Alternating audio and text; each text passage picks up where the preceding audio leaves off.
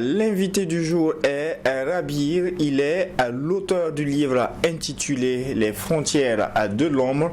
Avec lui, vous l'aurez compris, nous parlerons de cette nouvelle parution intitulée À la découverte donc d'un thriller burkinabé Les frontières de l'ombre. Bonjour et bienvenue à vous. Bonjour. Alors, un livre qui s'intitule Les frontières de l'ombre. Déjà, pour nos téléspectateurs et auditeurs, qui est Rabir et d'où est venue cette passion pour la lecture qui a suscité cette envie d'écrire aussi un roman? Rabir, c'est un Burkinabé,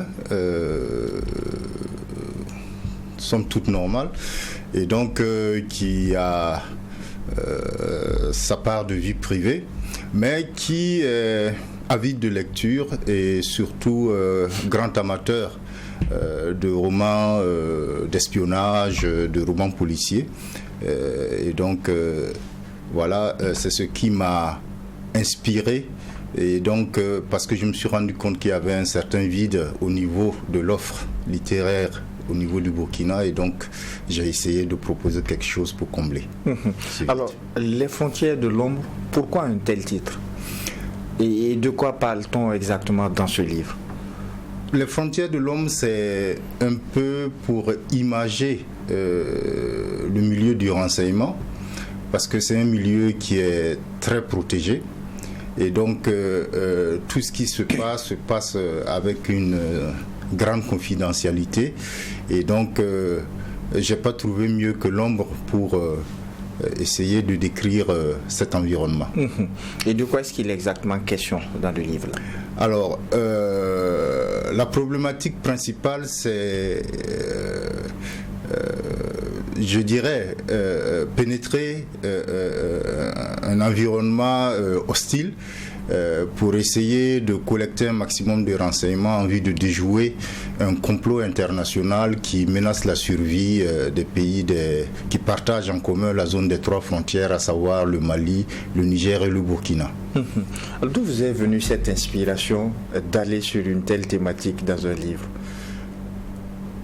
Disons que j'ai été un peu inspiré par l'actualité, ce que nous vivons depuis bientôt une décennie pour le Burkina, beaucoup plus pour un pays comme le Mali ou le Niger. Et donc voilà, je me suis dit pourquoi ne pas en extraire de la matière pour en faire une fiction qui puisse quand même être attractif. Quand on regarde Les frontières de l'ombre, il est présenté comme un roman d'espionnage, vous l'avez dit, et un thriller. Oui. Pourquoi est-ce que vous décidez de combler un vide que nous avons dans le paysage littéraire burkinabé? Nous ne connaissons pas assez le thriller. Pourquoi ce choix? Disons que les raisons sont multiples. D'abord, moi, dans ma jeunesse, j'ai beaucoup apprécié des offres littéraires qui nous venaient d'Occident. Et donc j'ai été biberonné, comme on peut le dire, par des héros comme le prince Malko, qui est connu à travers les publications de Gérard Duvillier, comme SAS, son Altesse Sérénissime. J'ai été biberonné aussi par des héros comme l'exécuteur Mac Bolan, comme OSS 117, voilà, et tant d'autres, les James Bond, etc. Et donc je me suis dit, tous ces héros-là qui ont bercé mon enfance, ma jeunesse, et qui m'ont fait rêver, c'est vrai, c'est des humains comme moi, mais nous ne partageons pas les mêmes réalités. Alors, si j'ai pu m'identifier à ces personnages-là, pourquoi ne pas offrir à notre jeunesse aussi un personnage fictif, un personnage romanesque auquel elle peut s'identifier. Et c'est pour ça que, j'ai essayé, j'ai été encouragé par un ami, parce que, quand j'ai commencé à écrire, j'ai partagé avec quelques amis qui m'ont dit, tiens, c'est intéressant, et nous t'encourageons à aller jusqu'au bout. Et c'est comme ça que j'ai sauté le pas pour en faire un roman. Qu'est-ce qui rend le thriller pertinent pour raconter le vécu réel du Burkina, du Mali, du Niger et de l'Afrique de façon générale dans ce livre? Ce qui est pertinent, c'est qu'il y a une problématique aujourd'hui. Vous savez qu'aujourd'hui, la démographie dite galopante est perçue comme une menace pour la prospérité du monde. Et donc, il y a divers programmes à travers des ONG, à travers des programmes, je dirais, multisectoriels qui militent en faveur de la maîtrise du boom démographique. Voilà, on encourage nos épouses, nos mamans, nos sœurs à faire de la contraception, à avoir une procréation maîtrisée. Et donc, dans mon intrigue, j'aborde un peu cette problématique parce que nos pays sont catalogués parmi les pays au monde où le taux de natalité est le plus élevé. On dit qu'en moyenne, dans la sous-région ici, pour un pays comme le Niger par exemple, la moyenne d'enfants par femme est de 7, ce qui paraît très très élevé.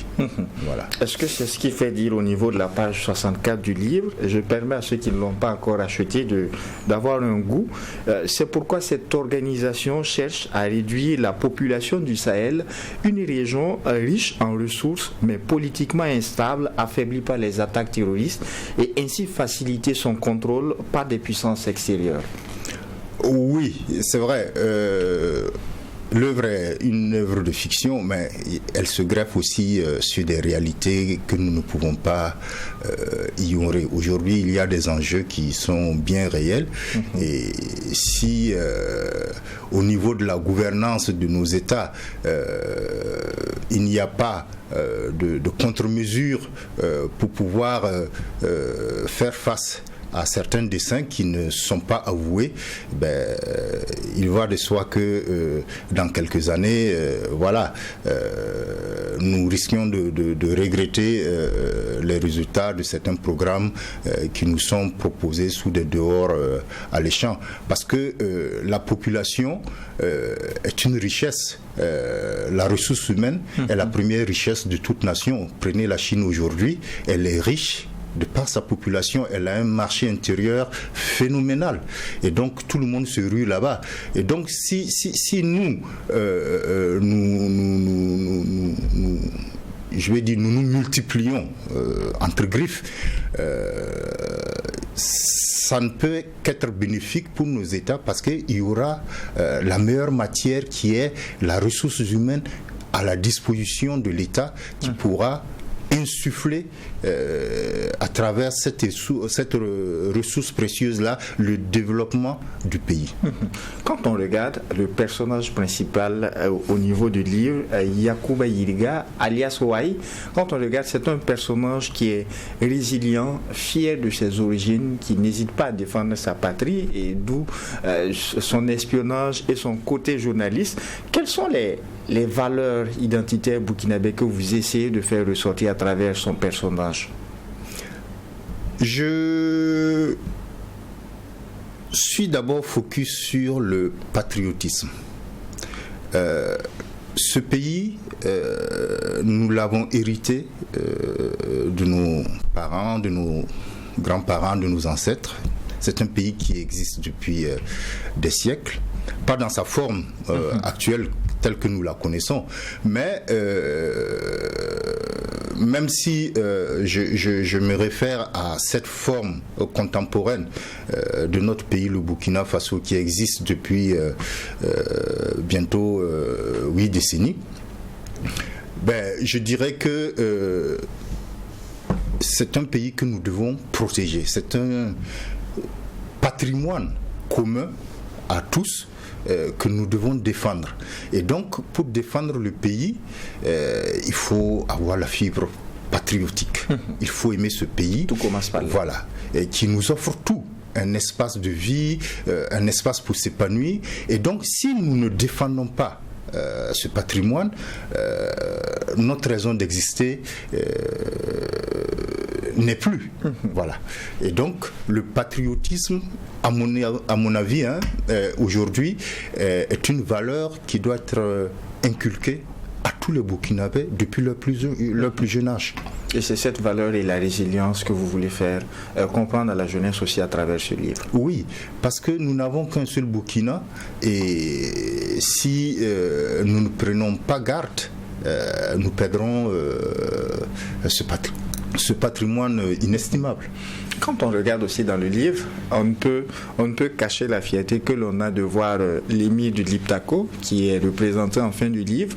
On parle de VDP dans le livre, et la dualité avec le personnage principal, c'est que c'est un journaliste d'investigation qui, en même temps, est un agent de renseignement, un espion au compte de l'armée burkinabé, qui arrive à délivrer son frère qui était dans des mains de machination occidentale.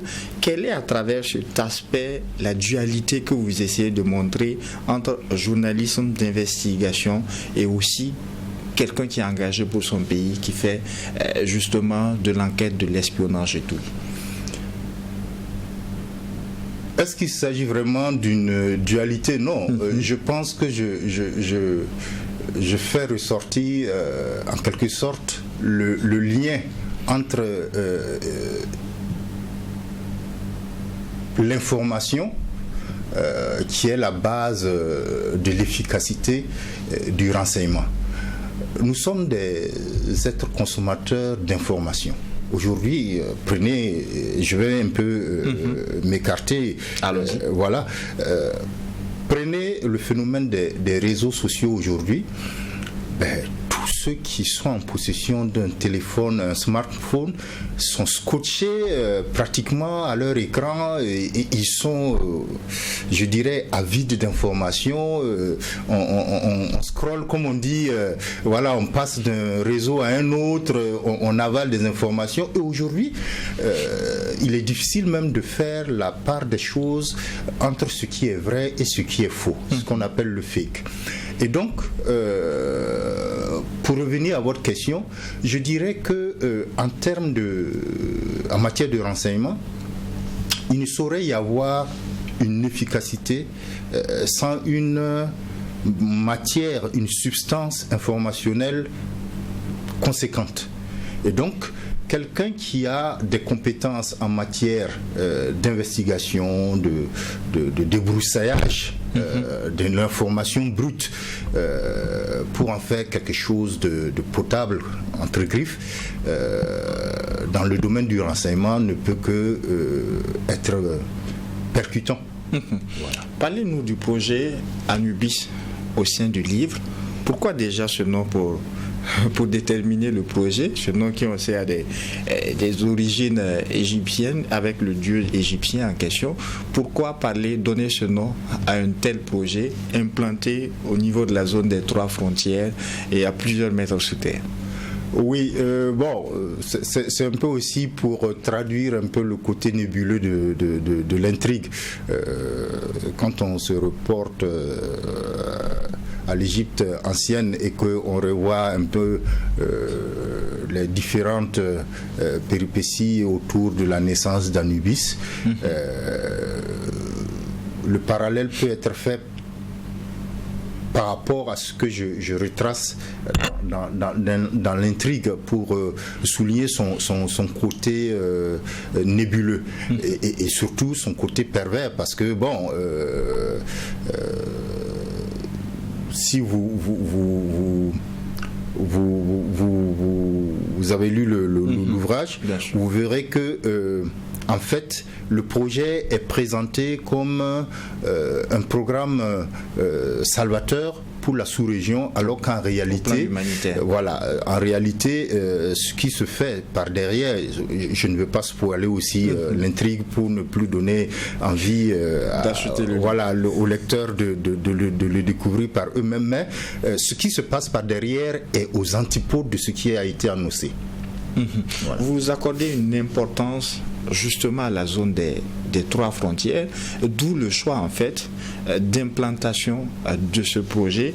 Dites-nous, quand on regarde aujourd'hui avec la réalité que l'on connaît au niveau du Mali, du Burkina et du Niger, quelle est la particularité que vous voulez donner à cette zone, et quand vous comparez avec la dynamique où ces 3 pays se retrouvent avec l'AES aujourd'hui? La zone des 3 frontières est une zone hautement stratégique. Pour le peu que je connais, c'est une zone qui est riche en ressources minières, hydriques, voilà. Et donc, du point de vue de sa superficie, c'est une zone qui représente un territoire beaucoup plus grand même que le Burkina. Et donc, c'est un territoire qui peut être érigé en une entité autonome. Et je dis que aujourd'hui, les enjeux qui se cachent derrière les batailles qui se mènent pour le contrôle de cette zone-là dépasse les intérêts même des pays qui l'ont en partage. Voilà. Je ne peux pas être précis parce que ce n'est pas de mon domaine, mais pour le peu que je lis, qui est connu, qui est retracé à travers la presse, je peux dire que nous gagnerions les trois pays, le Mali, le Niger et le Burkina, à maintenir la cohésion que nous avons pour développer cette région-là au profit des trois pays. C'est peut-être un avis que j'ai eu en lisant le livre, mais je vous pose la question pour comprendre. Est-ce que votre récit est une manière de sonder un peu les motivations et les conséquences des interventions étrangères dans la zone du Liptako-Gourma, dans la zone des trois frontières? Oui, parce que faut pas aussi se voiler la face. Voilà, aujourd'hui, quand vous écoutez les discours politiques, il est courant d'entendre que les États n'ont pas d'amis, les États n'ont que des intérêts. Donc tous ceux qui nous tiennent des discours, je dirais, amicaux, entre griffes, qui s'évertuent à se présenter comme nos amis, en réalité, privilégient leurs intérêts.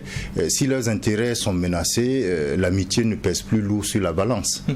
Voilà. Pour des populations qui sont confrontées depuis une dizaine d'années justement à l'hydre terroriste, à l'aspect sécuritaire, quel est le message que les frontières de l'ombre essaient de donner? Le message, c'est un message d'encouragement à la résilience.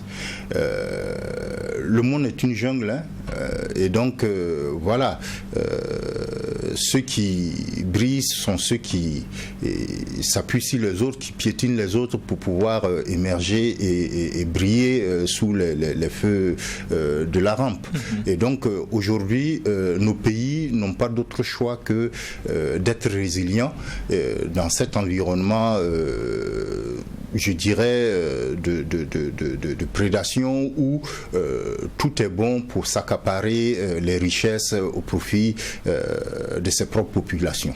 Donc nous avons aujourd'hui des richesses, nous devons aujourd'hui faire en sorte que ces richesses-là profitent à nos populations, même si dans le cadre des échanges commerciaux à l'échelle internationale, nous commercialisons ces produits à des pays du monde, mais ça doit être des échanges, je dirais, avec un minimum d'équité. Voilà. Que ce que nous possédons et qu'ils viennent exploiter parce qu'ils ont peut-être beaucoup plus de ressources que nous pour les mettre en valeur, ne soit pas juste une source de miettes qui tombe dans nos assiettes et qui ne suffisent même pas à nous rassasier. Non, que cette exploitation puisse bénéficier beaucoup plus au développement de nos pays. Voilà. Pour ceux qui nous suivent, qui nous écoutent, je terminais par là. Où et comment se procurer le livre Les frontières de l'homme? Je ne voudrais pas me mettre à la place de l'éditeur qui s'occupe de ces aspects-là, mais je crois savoir qu'à minimum, l'œuvre sera disponible dans les 2 librairies parmi les plus en vue, c'est-à-dire la librairie Mercury et la librairie Jeunesse d'Afrique. Alors, merci à vous. Merci, Rabi, d'avoir partagé ce temps d'antenne avec nous. Est-ce que vous avez un dernier mot? Oui, je voudrais vous dire merci pour cette opportunité que vous m'avez offert de présenter cette œuvre qui est une première, et j'espère que la jeunesse burkinabé va vraiment la découvrir et puis l'apprécier. Voilà. On ne trahira pas le secret, mais à la fin du livre, on annonce les sables du pouvoir à venir. Oui, c'est pour dire que le personnage de Wai est un personnage qui va être résilient. Et donc, il y aura plusieurs histoires autour des exploits de Wai. Et donc, la saga continue. Merci encore à vous. Merci également à vous, auditeurs et téléspectateurs, tout en vous recommandant vivement cet ouvrage, Les frontières de l'ombre de Rabi. Eh bien, je vous souhaite de passer une excellente journée en compagnie de nos programmes. Et en attendant, bien sûr, Dieu voulant, de vous retrouver prochainement pour un autre numéro. Non seulement portez-vous bien, mais aussi et surtout que Dieu bénisse le Burkina Faso. Au revoir.